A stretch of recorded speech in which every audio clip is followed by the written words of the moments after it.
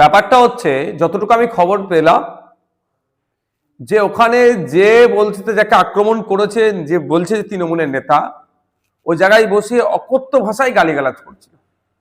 সাধারণ মানুষজন তাকে বারণ করছিল। গালিগালাজ বন্ধ তো দূরের কথা, তার গালিগালাজ দেওয়ার পরিমাণ আরো বাড়ছিল। স্বাভাবিকভাবে যখন উনি বুঝতে পারছেন এবার জনরসের শিকার হতে পারি, সেই জন্য ওখান থেকে সেই সময় গাড়ি নিয়ে পালিয়ে আসার চেষ্টা করছিল।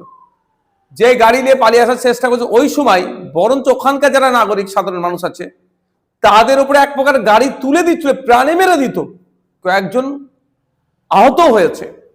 এটা রমজান মাস, এই সময় এই ধরনের অকথ্য গালিগালাজ এইভাবে এটা কি মেনে নেওয়া যায়? আর দুর্বল চিত্রনাট্য পরবর্তীতে কি দেখাচ্ছে যে গাড়ির নাকি কাঁচ ভাঙা হ্যানত্যান, এগুলো মেনে নেওয়া যায় না। এলাকাকে অশান্তির আগুনে তোলার চেষ্টা করছে, এলাকাকে বিশ্বে তোলার চেষ্টা করছে। এই শওকত মোল্লা সাহেবের কথা শুনে মনে হয় এই এলাকাকে উত্তপ্ত করার চেষ্টা করছে। আর যেখানে হচ্ছে এই পবিত্র রমজান মাসে মানুষ তখন কেউ তারাবির মুখী হচ্ছে, কেউ ইফতার করে বাজারমুখী হয়েছে, সেই সময় এই অশান্তি পাকিয়ে তুলছে। আমি প্রশাসনকে বলবো নিরপেক্ষতা বজায় রেখে তদন্ত হোক, এই কর্মকাণ্ড কোনোভাবে বরদাস্ত করা যাবে না। শওকত মোল্লা তিনি বলছে দুষ্কৃতী হামলা চালাচ্ছে, আইএসএফ এর মদতে আইএসএফ এর কর্মীরা এটা করেছে। দেখুন, আইএসএফ এর কর্মী এই ধরনের নোংরামির সাথে যুক্ত ছিল না, থাকবেও না।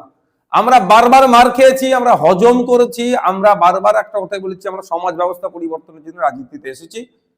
ক্ষমতা দখল আমাদের মুখ্য উদ্দেশ্য নয়, সেই জন্য আমরা এগুলোকে ইগনোর করেছি। আমরা এতবার মার খেয়েছি, এতবার জেল কেটেছি, একটা প্রমাণ দিতে পারবে যে আমাদের ছেলে মেরেছে ওখানে? একটা প্রমাণ দিক।